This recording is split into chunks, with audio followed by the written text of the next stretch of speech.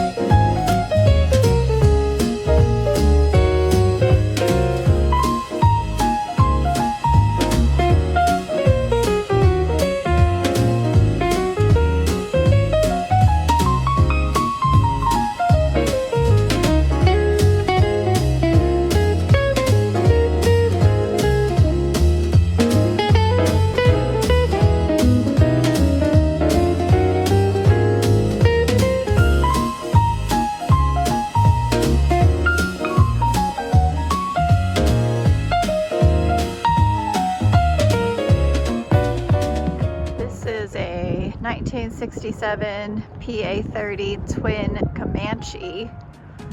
And then there's a historical sign which says Piper Aircraft Corporation, founded as Taylor Brothers in 1927. In the 1930s, William T. Piper purchased the company and moved it to Lock Haven in 1937. Rebranding as Piper Aircraft Corporation, employed more than 2,000 people at its height, manufactured nearly 77,000 general aviation aircraft here, including 20,000 J3 Cubs, Piper's most popular model. In World War II, thousands of modified Cubs known as L4 Grasshoppers served to train pilots and provide reconnaissance. Hi there, welcome to the channel. Today, my girls and I have come to the Piper Aviation Museum, which is found in Lock Haven, Pennsylvania. If you're familiar with the traditional bright yellow Piper Cub, that's where this originated back in the 1930s when an airplane manufacturer moved from Bradford County, Pennsylvania to Lock Haven in the 30s. Then this became the home of Piper Cub. A lot of times you can even find the signs where it's the cute little bear holding the symbol that says Piper Cub, Lock Haven, PA, USA. You can find that all over the place.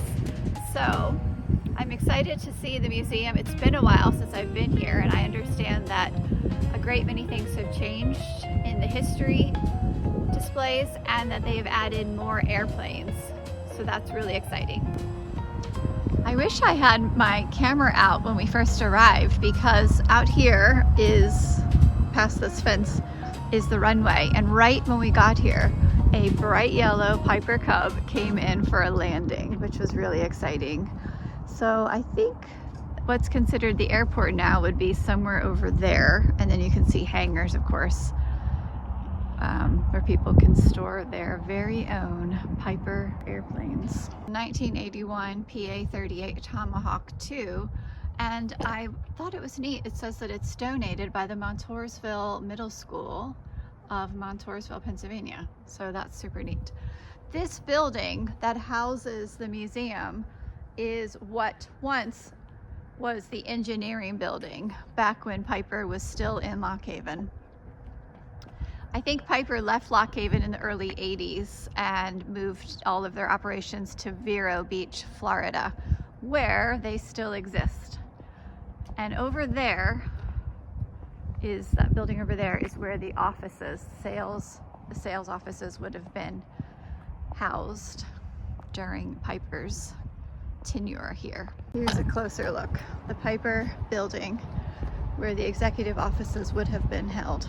You want to hear something interesting about this building? Between about 2003 and 2008, my husband actually worked here.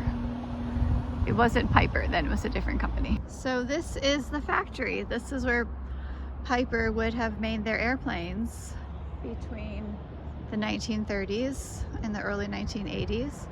And the reason that John Piper Sr. moved the company here was because this building was already here. It had been a silk factory. So their factory up in Bradford had burned down, and he found this factory was already here, and the city encouraged him to move the airplane manufacturing company to Lock Haven.